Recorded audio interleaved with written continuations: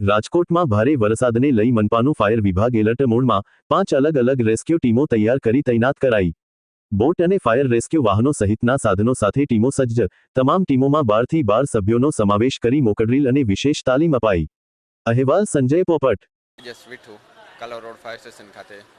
હવે આપણે ચોમાસાની ઋતુને વર્ષા ઋતુનું આગાહીને મુજબ ધ્યાનમાં લઈએ તો દરેક સ્ટેશન પર એક બોટ, એક રેસ્ક્યુ વ્હીકલ તેમજ દરેક સ્ટેશન વાઇઝ એક રેસ્ક્યુની ટીમ અને એવી 3 ટીમો જે શિફ્ટ વાઇઝ કામ કરશે, જે સ્ટેશન પર સ્ટેન્ડ બાય રહેશે તેમજ કોઈ પણ અનિચ્છનીય બનાવ બને, કોઈ પણ પૂર કે કેઝ્યુલિટીનો બનાવ બને તો ત્યારે તરત કામગીરી કરવા માટે સક્ષમ છે.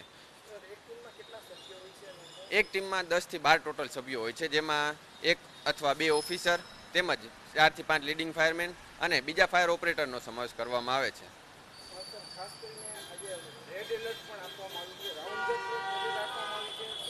જી, જે રેડ એલર્ટ આપવામાં આવેલું છે એ મુજબ કંટ્રોલ રૂમ અમારું અત્યારે રાઉન્ડ ધ ક્લોક નજર રાખી રહ્યું છે.